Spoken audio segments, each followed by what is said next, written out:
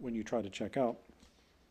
Richard Clark, one of the country's first cyber czar, and who knows if we'll ever have another one, called this data valence, surveillance and data valence, because all of this stuff is being collected, and it sort of washes up on our seas every once in a while.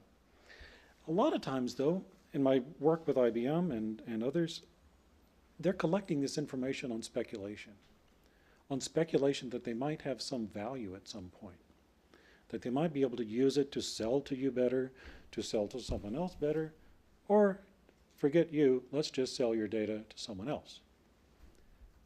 Some aspects of national security depend on the availability of this publicly collected data. If you're trying to watch for bad guys or girls, it's equal opportunity. You want to use every piece of data you can find.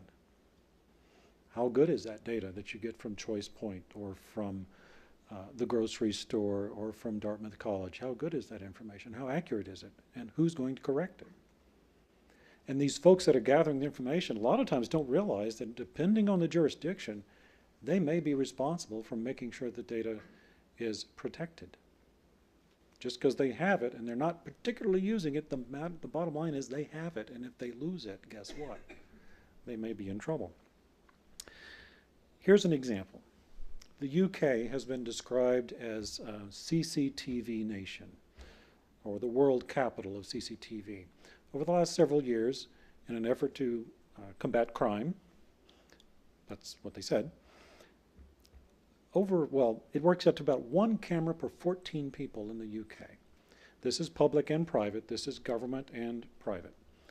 And unfortunately, initially, it looked promising because it was sort of pushing crime to the less well-heeled areas that couldn't afford the cameras. So it was sort of prevented crime that way, through intimidation. Now that it's sort of permeated, it's gotten to the point where people are beginning to ask, well, geez, is it really doing anything? And of course, some academic, thank you very much, did the study, came out and said, yes, it is solving crimes at a rate of about 1 crime per 1,000 cameras.